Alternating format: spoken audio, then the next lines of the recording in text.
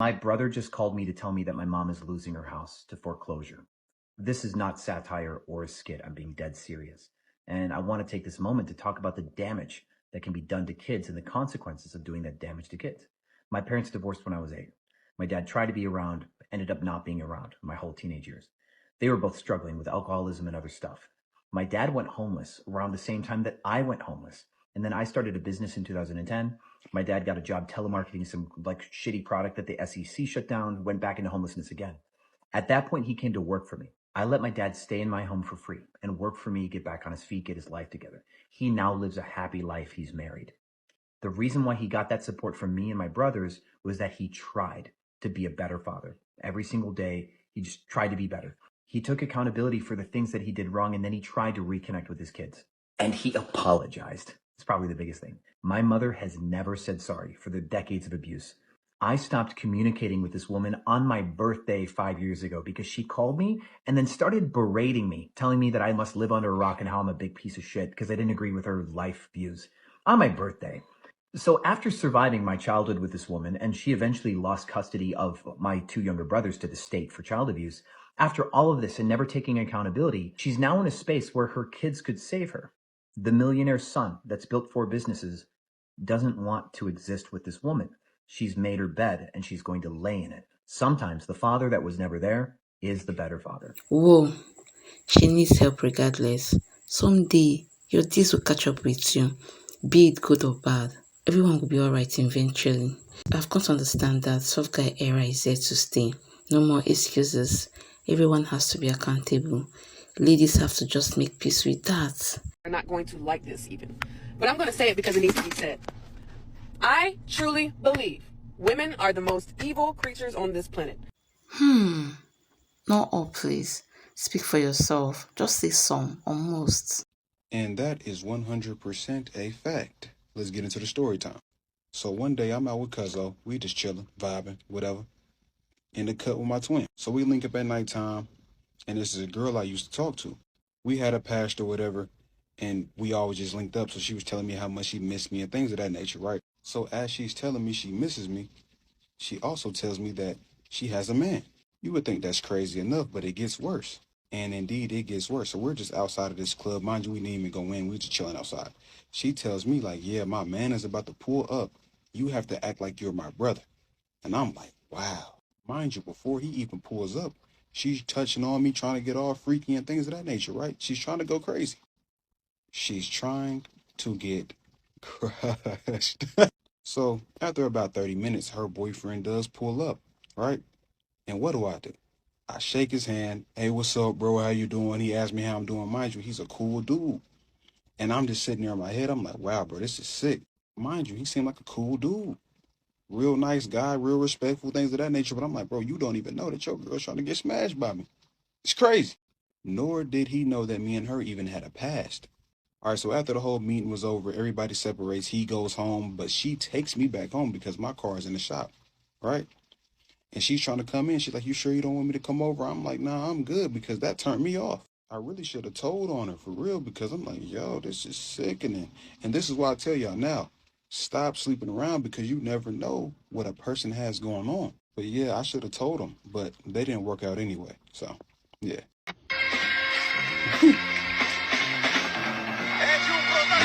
Yeah.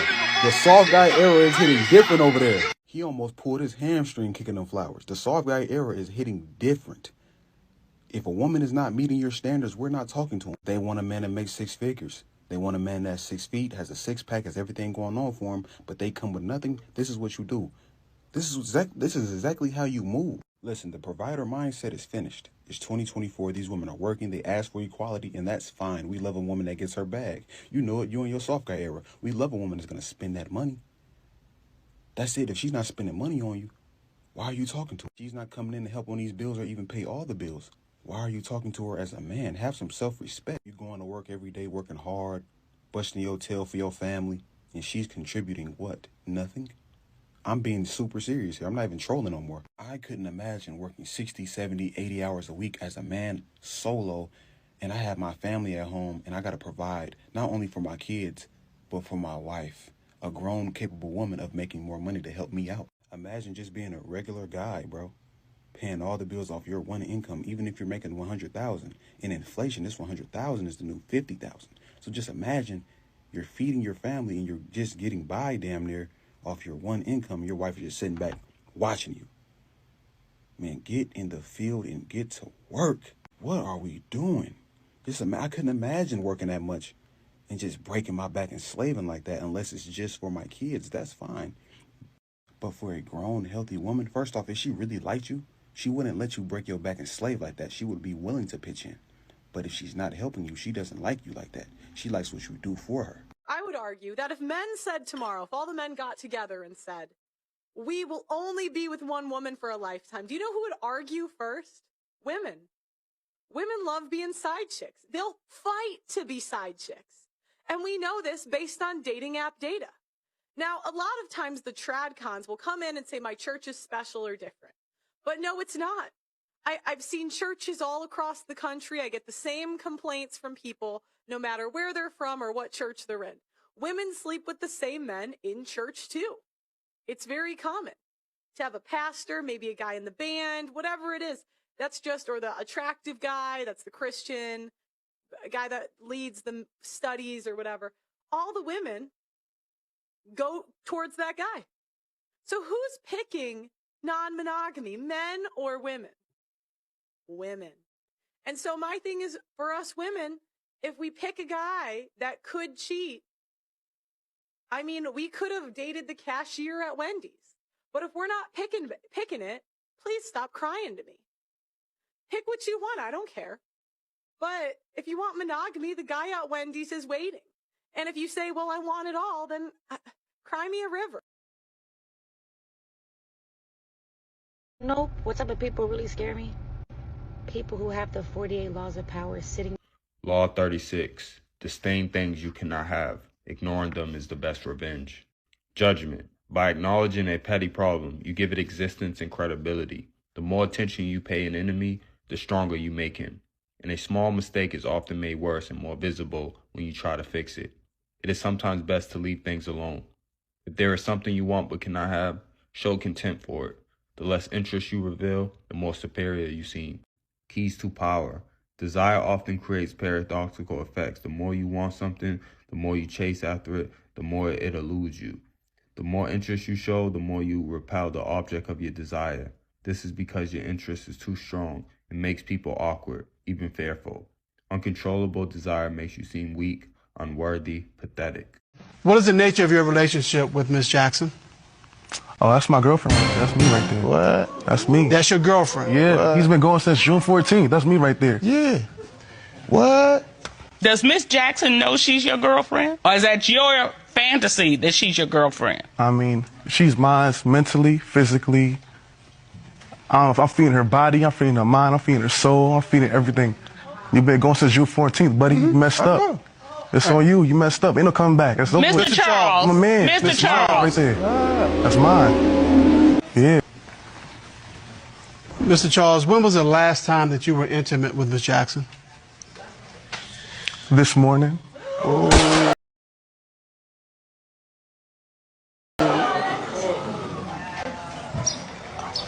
Miss Jackson. Miss Jackson? Were you intimate with Mr. Charles this morning? You see her reaction? Quiet. Yes, Your Honor. Yes, Your Honor.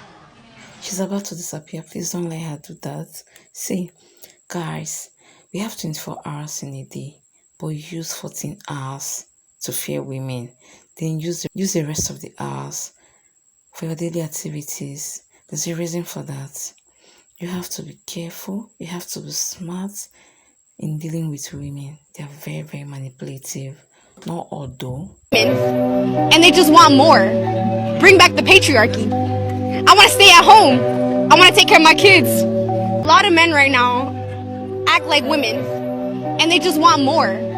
Bring back the patriarchy. I want to stay at home. I want to take care of my kids. What do you mean buy you flowers? What do you mean pay for dinner? What do you mean 50-50? What is that? I don't believe in that. What do you want? What do you believe? I want a man to take care of me. So you want to be a housewife? I want to be a housewife. Okay. Yeah. The old traditional way? Traditional. I'll do it. I don't mind. I'll do it. Fuck it. All right, let's say you meet the guy that does all that. Like, he's willing to take you in, and you basically be the woman to take care of everything. Yeah. Now, does he got complete control over you? Like saying like, all right, delete your Instagram. You can't be dressing all slutty out on the streets. Here's my thing. I'm not gonna be dressing all slutty and like having Instagram. If I found the one and he gives me everything I need, he doesn't even have to ask me for that. I already did it. I like this one. You'll delete it? Oh yeah, for sure. Without him even having to ask. What about he wants to every time? Yeah. Okay. Yeah. For sure. Yeah. 100%. Women like her need to be protected at all costs. Not that many women are wanting such a life nowadays. Unbelievable. So you did like this, so calm. Interesting days ahead. Guys, get ready. Do you know the problem with modern women, or should I say women of this generation? They want the benefits of traditional women, but not the lifestyle. They feel the lifestyle is boring, they can't keep up with such. But it doesn't work that way. You have to know your place, stick by it, and play by the rules, and stop complicating things. You can't want the benefits of traditional women with a modern lifestyle. It doesn't work that way. Pick your struggle, ladies. Without my seed, you can't have any kids, Drizzle. So what you gonna do about that? Listen, we are in our soft guy era. I need to get my beard taken care of. The only time I ever see a black man roll his neck when saying something is Tyler Perry when he's portraying Medea.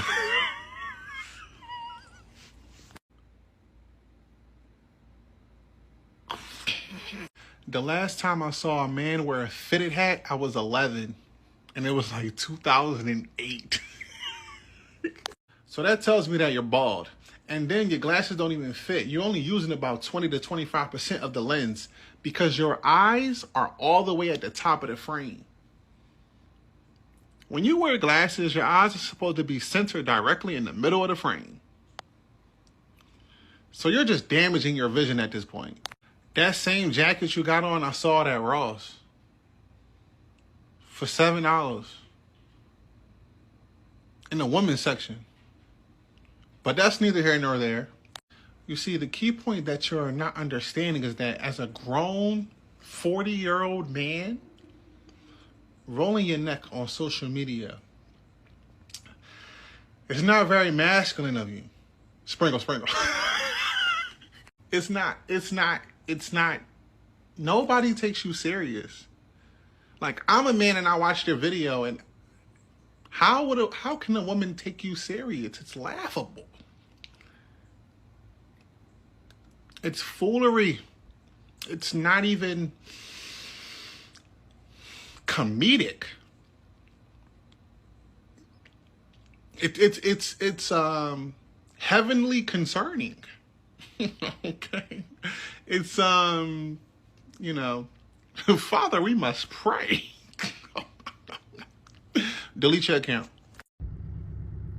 The way girls are generally treated as children sets us up for harsh realities when we become women. The excessive attention that we get simply because we're girls, being spoiled, right? Being almost worshipped. Women become emotionally arrested in that, where they believe that that's how the world should treat them because that's how they were treated as children. Now, this is generally. If your father wasn't there, you didn't get that type of treatment, then I'm not talking to you. But generally, women have this idea that their mere existence is value to other people when it's not, right? And if it is, it's really limited to men and how they can use you, because you just existing doesn't benefit me in any way. If you're not offering some type of value to me, I don't want your body. So your value me, it doesn't do anything for me. Right? And because girls are generally treated like that, they don't really develop value. They don't understand what that really is. And anything outside of who they are as a human, and they're not valued for it, they think that something is wrong with the person. And this is what happens when women have not developed value, when they don't have anything to offer of value, they offer themselves. I was speaking to a man about my work with women, and usually men with daughters, they're very intrigued by the work I do, right? Why? Because men don't want for their daughters what they want to use women for. They don't want their daughters to be like y'all, right? And so I've gotten men's business where they pay me to talk to their daughters, as young as 17, 15, right? So I was speaking to a man yesterday about that. His daughter's 17, and you know. So as I'm talking to him, here comes a woman. She interrupts the conversation like, "Hi, such and such," and start talking to him. And it was like an awkwardness there because she looked awkward doing it. The way she was just standing there, you could tell that was driven by insecurity, by me talking to him, right? And he kind of just like looked. He didn't want to embarrass her, but he was talking about his daughter, so he was focused, right? But this is how women generally operate, because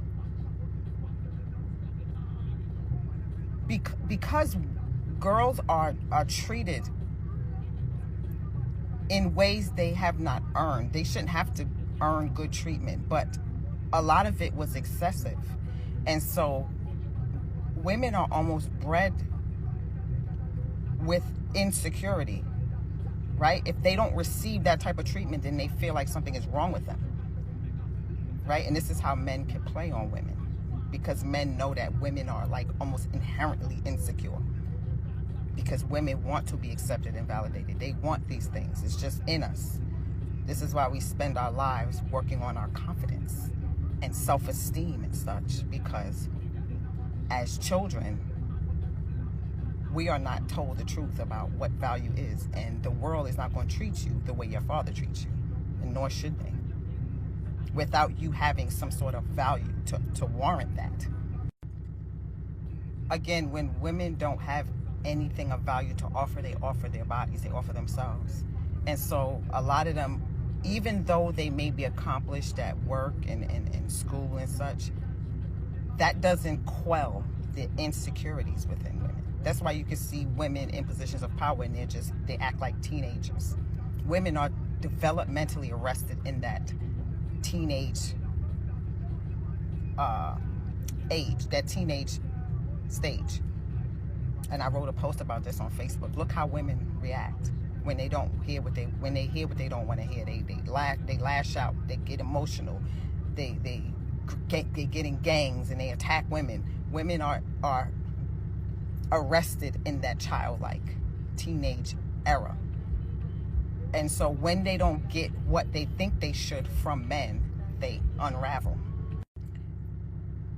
And women end up in competition with women even when they don't realize that they are. The biggest competition between women is sexual competition. Women are always competing for the male gaze. And they will lie and say they don't, but women are always. This is why the prettier girl always gets all the heat. The sexy woman always gets all the heat, because women equate those things with getting the male gaze, right? This is why when women don't want attention, they don't doll themselves up, because they know that that comes with the male gaze, right? So women engage in a lot of the things that oppress us, right? And they weaponize it. I see it all the time. The way women look at me, the way women scowl at me when they see me dressed up or wear makeup, because my appearance is going to draw the male gaze to me, and they feel like it's going to be drawn away from them. Women are inherently insecure. This is why confidence and such is such a big business, because insecurity is like embedded, ingrained in women.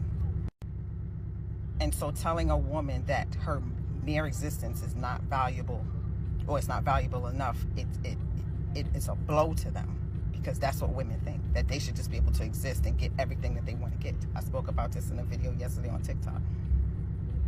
This is why women don't understand that every woman is not their peer. I've worked on intellectual properties and such, so that I don't have to trade my body for things that I want, right? This is why this sugar baby, men pay my bills and all that stuff is such a hot thing, because that's usually what women resort to, because they don't spend their lives developing value outside of what they do in work and school, right? They're very valuable in those environments because women will work. But outside of that, in the real world, they have nothing to offer. As a pretty woman, right? I never got the luxury of believing that this was going to get me ahead in life. My father didn't allow me to believe it because, again, men don't want their daughters. Men don't want their daughters to be like the women in the world. They don't want their daughters to be like y'all. So they tend to raise their daughters differently and use you and hope that you don't develop value so that you can trade your body. It's so deep, and women engage in it, right? So when women tell me, oh, I'm valuable and it's just my presence and my femininity, how do you scale and measure that? What does that mean to me? It doesn't. It benefits men. And that's essentially all women want to do, is benefit men. Like, this is really deep. So my work of self-mastery covers all of that. Confidence, value, respect, discipline, all these things that are required to develop value outside of your body, outside of you just being pretty or a pleasure source to men or a semen receptacle. Now, there are many women who that is their role. That's all they would ever do, right? But then there are those of us who have way more to offer. We do bring something to the table. Women hate that question, but the only women who hate that question is who don't have value, because it doesn't necessarily have to be money, right? It's not a flex to not be able to offer value. It shows that your value is what you can give men, your body, right? This is my value. That's what I teach women. Oh my God, we need more people like her. This is a woman of substance, a definition of a role model.